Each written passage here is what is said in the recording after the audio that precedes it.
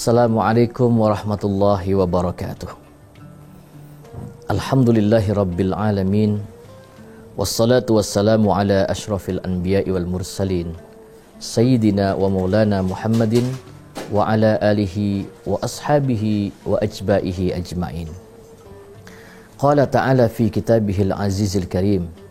A'udhu billahi minasyaitonir rajim. Bismillahirrahmanirrahim.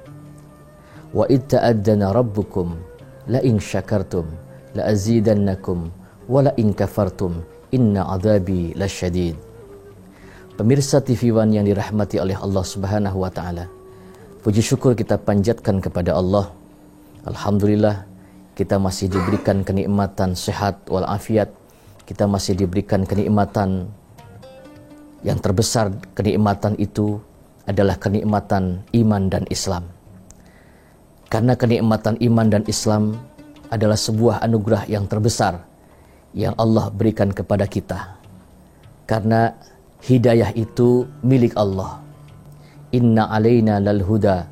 Sesungguhnya hidayah itu hanya milik Allah Subhanahu wa taala. Maka kita patut bersyukur kepada Allah bahwa Allah masih menanamkan keimanan kita di dalam dada kita. Pemirsa TV One yang dirahmati oleh Allah Subhanahu wa taala. Nabiullah Ibrahim alaihissalam adalah seorang nabi yang membangun Ka'bah sesuai dengan perintah Allah Subhanahu wa taala. Nabi Ibrahim alaihissalam disebut sebagai Khalilullah atau disebut juga sebagai kekasihnya Allah Subhanahu wa taala. Nabi Ibrahim adalah suri toladan yang dianggap sukses oleh Allah membina rumah tangga dan keluarganya. Sebagaimana firman Allah di dalam Al-Quran. Innallaha astafa Adam wa Nuha wa ala Ibrahima wa ala Imrana alal alamin. Innallaha astafa Adam. Allah memilih Nabi Adam alaihissalam tapi tidak dipilih keluarganya. Mengapa? Karena Nabi Adam alaihissalam dianggap gagal mengurus keluarga. Ada anaknya yang saling bunuh.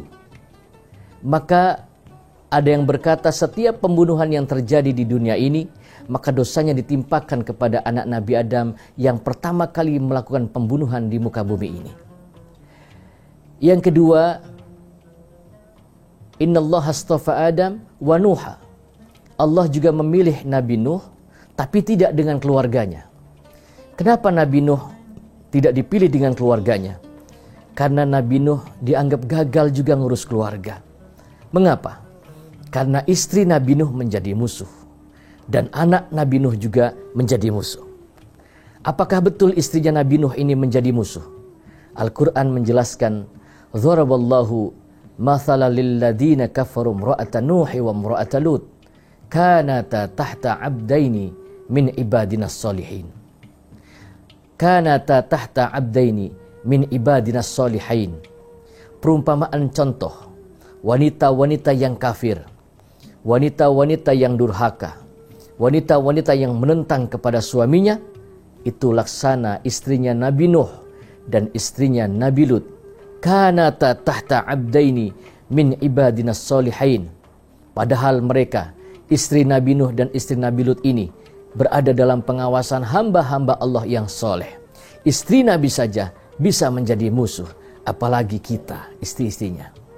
Pemirsa yang dirahmati oleh Allah Subhanahu wa taala. Tetapi ketika menyebutkan nama Ibrahim, Allah sebutkan di dalam Al-Qur'an, Innallaha astafa Adam wa Nuha wa ala Ibrahim. Dan Ibrahim serta keluarganya. Kenapa disebutkan keluarga Ibrahim? Karena Nabi Ibrahim ini sukses membina rumah tangganya. Sukses mendidik istrinya. Sukses mendidik anak-anaknya, bahkan anak-anak dan keturunannya semuanya hampir menjadi nabi dan rasul yang Allah utus ke muka bumi ini bersumber daripada anak keturunan Nabiullah Ibrahim alaihissalam. Nabiullah Ibrahim adalah seorang nabi yang Khalilullah, seorang nabi yang cintanya kepada Allah luar biasa. Satu ketika Nabiullah Ibrahim mendapatkan perintah dari Allah Subhanahu wa taala. Apa perintahnya? Ibrahim, carilah tanah yang kering, tandus, kerontang yang tidak ada air. Al-Quran mengatakan biwadin ghairi dzi zar'in, tanah yang kering, tandus, kering, kerontang, tidak ada air, tidak ada buah-buahan, tidak ada makanan. Maka Nabiullah Ibrahim alaihissalam atas perintah Allah ini melakukan perjalanan dari Palestina Baitul Maqdis untuk mencari tanah yang tandus, kering, kerontang bersama istrinya Siti Sarah. Di tengah perjalanan Nabiullah Ibrahim alaihissalam ditemani bersama sepupunya yaitu Nabi Lut alaihissalam. Sesampainya di Mesir, Nabiullah Ibrahim diberikan kabar bahwa di Mesir ini ada seorang raja yang hobinya mencintai dan menyetubuhi istri-istri yang raja ini hobinya kepada wanita-wanita yang bersuami. Maka Nabiullah Ibrahim membuat sebuah kotak.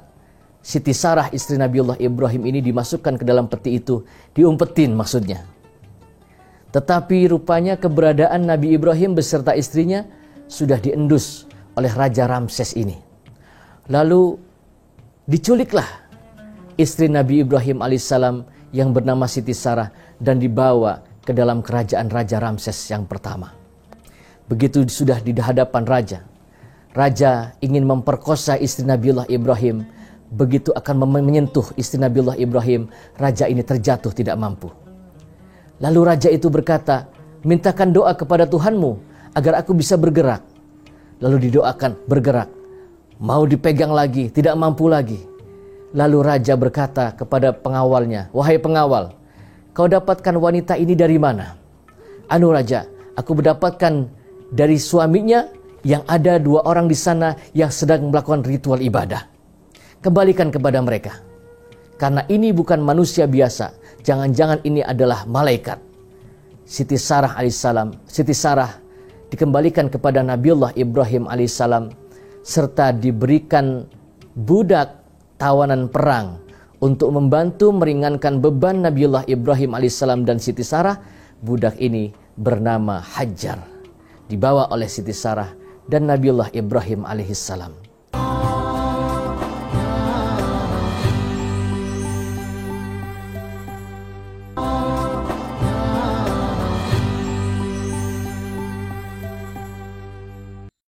Pemirsa TV One yang dirahmati oleh Allah, di dalam perjalanan ini Nabiullah Ibrahim belum memiliki anak.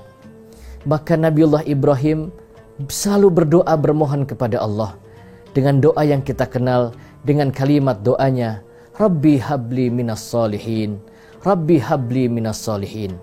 Ya Allah, karuniakanlah kepada kami anak-anak keturunan yang soleh dan solehah ya Allah. Selalu itu doa yang dipanjatkan oleh Nabiullah Ibrahim alaihissalam karena Nabiullah Ibrahim dengan Siti Sarah belum memiliki anak. Usianya sudah tua, Siti Sarahnya pun mandul, maka tidak mungkin Nabi Ibrahim dan Siti Sarah akan mempunyai anak keturunan. Tetapi begitu memiliki Hajar sebagai pembantu, Siti Sarah berkata, wahai Ibrahim, silahkan kau menikahi saja dengan Hajar. Siapa tahu kau menikah dengan Hajar, kau bisa memiliki seorang putra. Dinikah oleh Nabiullah Ibrahim alaihissalam. Benar apa yang dikatakan Sarah, Siti Hajar hamil dan melahirkan putra Nabiullah Ismail alaihissalam. Pemirsa yang dirahmati oleh Allah Subhanahu wa taala, dari doa-doa Nabiullah Ibrahim alaihissalam ini Allah kabulkan Ismail alaihissalam dan dibawa oleh Nabiullah Ibrahim alaihissalam untuk mencari tanah yang tandus kering kerontang. Siti Sarah kembali ke Palestina. Siti Hajar dan Ismail dibawa oleh Nabiullah Ibrahim untuk mencari tanah yang tandus kering kerontang. Pemirsa TV One yang dirahmati oleh Allah Subhanahu wa taala. Di sana Nabiullah Ibrahim alaihissalam mendapatkan ada segunduk tanah dan ada batu merah yang sebesar punuk onta, warnanya merah di tengah-tengah bukit. Nabiullah Ibrahim bermunajat kepada Allah, ya Allah, apakah ini tanah yang kau maksud? Dikabulkan oleh Allah, benar Ibrahim, bangunlah di situ. Lalu Nabiullah Ibrahim malam harinya menancapkan tongkatnya dengan Siti Hajar dan Nabiullah Ismail alaihissalam. Di tengah malam, Nabiullah Ibrahim alaihissalam mendapatkan perintah dari Allah. Pemirsa, Nabi Ibrahim ini adalah seorang nabi yang diuji oleh Allah bikalimatin, dengan perintah, larangan, dan perintah. Cuma itu ujian Nabiullah Ibrahim. Jadi kalau Nabiullah Ibrahim diperintah oleh Allah, Nabiullah Ibrahim tidak pernah menolak. Dan kalau dilarang oleh Allah, Nabiullah Ibrahim ini seorang nabi yang tidak pernah melanggar aturan Allah Subhanahu wa taala. Pemirsa TV One yang dirahmati oleh Allah Subhanahu wa taala, di tengah malam Nabiullah Ibrahim diperintah oleh Allah melalui mimpinya, Ibrahim, tinggalkan anak dan istrimu di tempat ini. Siapa hati seorang ayah yang tega, bertahun-tahun menginginkan memiliki anak, sudah mempunyai anak semata wayang, Allah menguji untuk meninggalkan anak dan istri yang dicintainya di samping rumah Allah. Tapi perintah Allah kepada Nabiullah Ibrahim pasti dilaksanakan. Nabiullah Ibrahim keesokan harinya berkata kepada istrinya Hajar, "Wahai Hajar, aku diperintahkan oleh Allah untuk meninggalkan kamu beserta anak kita di tempat yang tandus kering kerontang ini." Apa jawaban Hajar? "Wahai Ibrahim, apakah kau tega meninggalkan kami berdua di sini? Bukankah engkau bertahun-tahun menginginkan anak? Sekarang engkau sudah punya anak, malah kau akan tinggalkan anak ini." Nabiullah Ibrahim tidak berkata satu patah kata pun. Lalu Nabiullah Ibrahim meninggalkan istri dan anaknya di samping gundukan batu yang berwarna merah. Begitu sampai di bukit, Nabiullah Ibrahim berdoa. Diabadikan di dalam Al-Quran doanya sambil menatap anak dan istrinya. "Rabbana inni askantu min dzurriyyati biwadin ghairi dzi zar'in inda baitikal muharram." Ya Tuhanku, inni askantu min dzurriyyati, sesungguhnya aku telah menaruh sebagian keluargaku di tempat ini. Tempat yang tandus, tempat yang kering, tempat yang kerontang, tidak ada makanan, tapi aku pasrahkan kepadamu ya Tuhan. Inni askantu min dzurriyyati biwadin ghairi dzi zar'in inda baitikal muharram rabbana liyuqimus shalah. Ya Tuhanku, semoga keturunanku ini nantinya akan mendirikan salat. Faj'al af'idatan minan nasi tahwi ilaihim, serta jadikanlah hati daripada sebagian keturunanku ini selalu condong untuk datang dan menghadap kepadamu ya Allah. Pemirsa TV One yang dirahmati oleh Allah Subhanahu wa taala, Nabiullah Ibrahim kembali ke Palestina untuk menengok istrinya yang bernama Sarah. Sementara di samping rumah Allah yang tandus kering kerontang, tidak ada pohon, tidak ada makanan, tidak ada buah-buahan, yang hidup hanya dua manusia, yaitu Siti Hajar dan Nabi Ismail alaihissalam. Di tengah teriknya matahari, persediaan makanan sudah habis, maka Nabi Ismail alaihissalam menangis meronta-ronta sebagaimana seorang bayi layaknya. Siti Hajar sebagai seorang ibu, siapa yang tega seorang ibu melihat anaknya menangis?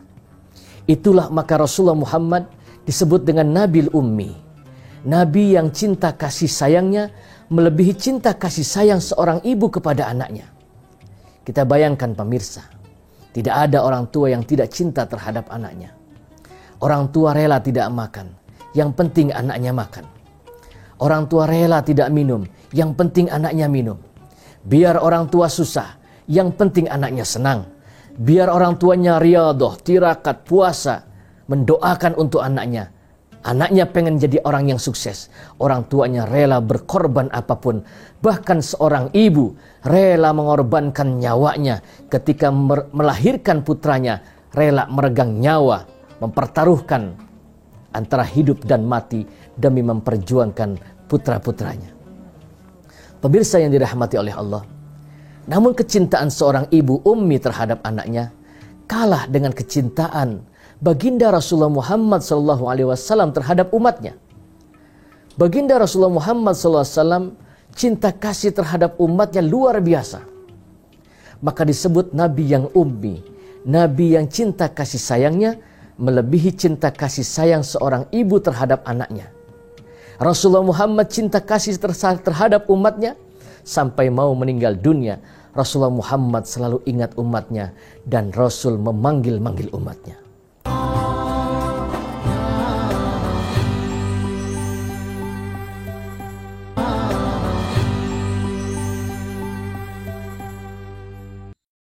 Pemirsa TV One yang dirahmati oleh Allah Subhanahu wa taala. Hati nurani siapa, seorang ibu siapa yang tega melihat anaknya menangis di tengah gurun padang pasir yang tandus kering kerontang. Tidak ada makanan, tidak ada minuman. Lalu Siti Hajar lari dari seatas bukit yang kita kenal dengan Bukit Sofa. Lari dari Bukit Sofa, mencari air untuk memberikan minum kepada putranya. Tidak nampak air, Siti Hajar lari ke Bukit Marwah. Dari Marwah yang nampak di Bukit Sofa. Dari Sofa lari ke Marwah. Dari Marwah lari ke Sofa. Terus lari kecil. Innas Sofa wal Marwata min sya'airillah. Faman hajjal baita aw i'tamara fala junaha alaihi ayyatawafa bihima. Sofa dan Marwah ini ketika kita berangkat haji atau umrah, kita melakukan ritual umrah, kita lari-lari kecil dari Bukit Sofa dan Marwah. Ini mengikuti jejak apa yang dilakukan oleh ibunda Ismail yang bernama Siti Hajar. Pemirsa TV One yang dirahmati oleh Allah, ketika mencari air untuk anaknya, memperjuangkan untuk anaknya Ismail, Siti Hajar terlalu lelah, capek. Lalu Allah perintahkan kepada malaikat Jibril, Jibril, keluarkan air dari kaki Ismail. Nabi Ismail yang kecil menendang-nendang kakinya di padang pasir yang tandus kering kerontang itu, ditendang-tendang. Tidak lama kemudian memancarlah mata air yang kita kenal dengan sebutan mata air Zam-Zam. Siti Hajar turun dari Bukit Marwah lalu berdoa, bermohon kepada Allah, terima kasih ya Allah, aku yakin Engkau tidak akan menyia-nyiakan aku di tempat yang dimuliakan ini. Pemirsa yang dirahmati oleh Allah Subhanahu wa taala, Nabi Ibrahim adalah contoh seorang nabi yang dianggap sukses membina anak-anaknya, membina keluarganya. Tidak lama, Nabiullah Ibrahim alaihissalam dengan Siti Sarah punya anak namanya Ishak alaihissalam. Ishak menikah dengan Rifqah, punya anak menjadi nabi namanya Yakub alaihissalam. Yakub punya anak menjadi nabi namanya Yusuf alaihissalam. Yusuf punya anak, terus ke bawah sampai anak keturunan Nabi Yakub ini disebut dengan Nabi Bani Israel. Dari anak Nabiullah Ibrahim, dari istri yang kedua, mempunyai anak bernama Ismail alaihissalam. Ismail punya anak keturunan, tidak ada yang jadi nabi dan rasul kecuali nabi akhir zaman, nabi besar kita Muhammad sallallahu alaihi wasallam. Istri Nabiullah Ibrahim yang ketiga bernama Qatturah. Qatturah punya anak namanya Madyan. Madyan punya anak namanya Nabi Syuaib. Nabi Syuaib punya anak perempuan namanya Safurah. Safurah dinikah oleh Nabi Musa alaihissalam. Pemirsa TV One yang dirahmati oleh Allah.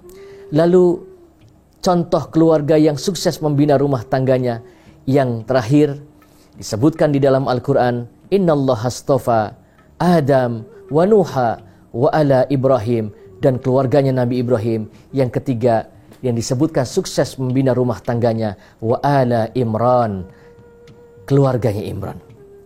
Siapa itu Imran? Patut juga kita jadikan contoh di dalam kehidupan kita. Imran itu ada yang berkata bukan nabi, tapi namanya disejajarkan dengan nama para nabi pilihan Allah. Bukan rasul, tapi namanya disejajarkan dengan rasul pilihan Allah. Nama Imran digandengkan dengan nama Ibrahim. Nama Nuh digandengkan dengan nama Imran. Begitupun dengan Nabi Adam alaihissalam. Siapakah Imran itu? Imran adalah seorang manusia biasa, seorang yang soleh, yang ketaatannya luar biasa kepada Allah Subhanahu wa taala. Imran punya istri namanya Hana. Hana ini juga seorang wanita yang mandul. Pemirsa, maka tidak ada doa yang tidak dikabulkan oleh Allah Subhanahu wa taala. Setiap doa-doa kita, permohonan kita kepada Allah Subhanahu wa taala pasti seluruhnya akan dikabulkan oleh Allah. Maka Allah berfirman, "Wa idza sa'alaka ibadi anni fa inni qarib, ujibu da'wata da'i idza da'ani falyastajibuli." wal yu'minu bi la'allahum yarshudun. Wa idza sa'alaka ibadi, dan apabila hambaku bertanya tentang aku ya Muhammad, katakanlah sesungguhnya aku ini dekat. Lebih dekat daripada ulat nadi, lebih dekat daripada urat leher. Fastajibuli wal yu'minuni, maka aku akan mengabulkan apa-apa yang mereka inginkan. Maka aku akan mengabulkan seluruh doa-doa mereka. Fastajibuli wal yu'minubi, aku akan mengabulkan doa-doa mereka. Aku akan mengabulkan apa yang mereka minta dengan satu syarat, wal yu'minubi. Apa itu wal yu'minubi? Mereka beriman dan percaya kepada Allah Subhanahu wa ta'ala. Kepada Allah mereka beriman dan percaya kepada Allah Subhanahu wa ta'ala. Terkadang pemirsa, kita doa kepada Allah siang dan malam, cuma kita nggak yakin kalau Allah maha memberi. Kadang-kadang kita nggak yakin kalau akan diberi Allah. Sekelas Imran sama Hana. Imran sudah tua, istrinya mandul pula. Tapi siang dan malam Imran selalu meminta kepada Allah hal yang sangat tidak mungkin diminta. Apa permintaannya? Imran dan Hana menginginkan diberikan seorang anak keturunan yang soleh untuk bisa melanjutkan perjuangannya. Sampai di dalam Al-Quran diabadikan, Inni nadhartu laka ma fi batni muharraran fataqabbal minni. Ya Allah, ya Rabb, ya Tuhanku, aku ingin mempunyai anak. Istriku mandul, aku juga sudah terlalu tua. Tapi jika engkau berkehendak ya Rabb, aku nadarkan nanti, kalau memang aku diberikan anak keturunan, maka aku berjanji dan menadarkan kepadamu, maka anakku akan aku jadikan sebagai muharrar. Apa itu muharrar? Muharrar itu pengabdi masjid di Baitul Maqdis atau disebut dengan Masjidil Aqsa. Pemirsa yang dirahmati oleh Allah, lalu hamillah Hana. Atas kuasa Allah Subhanahu wa ta'ala lahir seorang bayi wanita. Hana berkata, Inni wadu'tuha untha. Bagaimana ya Rabb? Biasanya yang menjadi muharrar pengurus masjid adalah seorang laki-laki, tapi aku melahirkan seorang bayi wanita. Allah berfirman, Walaysa dzakaru kal unsa. Tidak sama antara laki-laki dan perempuan. Ternyata Allah punya maksud lain. Dari Imran dan Hana punya anak perempuan yang kita kenal yang kita kenal, wa inni sammaituha Maryam wa inni u'iduha bika wa dzurriyyataha minasyaitonir rajim. Anaknya Imran dan Hana ini diberi namanya Siti Maryam. Maryam nanti punya anak namanya Nabi Isa alaihi salam. Pemirsa yang dirahmati oleh Allah Subhanahu wa taala, maka keluarga Ibrahim patut kita jadikan contoh di dalam kehidupan kita. Keluarga Imran juga patut dijadikan contoh di dalam kehidupan kita. Terkadang yang menjadi musuh di dalam kehidupan kita bukan orang jauh, tetapi orang yang ada di dalam lingkungan kita itu sendiri. Musuh jauh, tetapi musuh yang paling berat adalah musuh-musuh yang terdekat. Anak bisa jadi musuh, istri bisa jadi musuh. Semoga kita bisa meniru dan menjadikan contoh di dalam Al-Quran, contoh-contoh keluarga yang sukses membina keluarganya sehingga anak-anak keturunannya dijadikan oleh Allah sebagai anak yang soleh dan solehah, rumah tangganya sakinah, mawaddah, warahmah. Wallahul muwafiq ila aqwamit thoriq. Assalamualaikum warahmatullahi wabarakatuh.